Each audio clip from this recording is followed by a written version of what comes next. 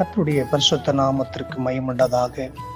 1 யோவான் 4ஆம் அதிகாரம் 9வது வசனம்.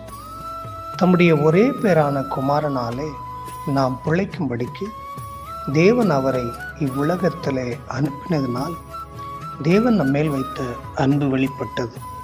ஆம் தேவ பிள்ளைகளே, இந்த சத்தத்தை கேட்கிற ஒவ்வொருவரையும் கர்த்தர் ஆசீர்வதிப்பாராக.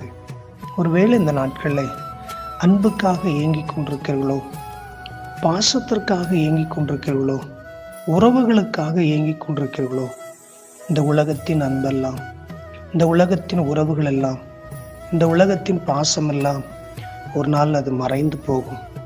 என்றென்றைக்கும் மறையாத ஒரு அன்பு, என்றென்றைக்கும் மறையாத ஒரு பாசம் நம்மை வெளிப்படுத்த, நம்மிடத்தில் காண்பிக்க ஆண்டவராக இயேசு கிறிஸ்து இருக்கிறார்.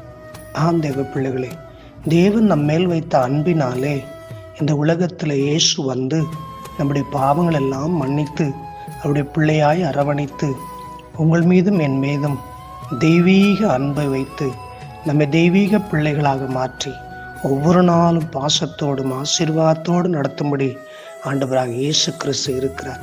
கலங்காதிருங்கள், சோர்ந்து போகாதிருங்கள். இயேசு இருக்கிறார் நம் மீது அன்பு வைக்க.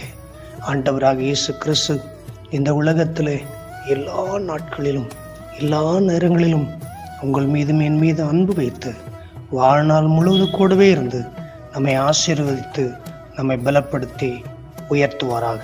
God bless you. ஆமென்.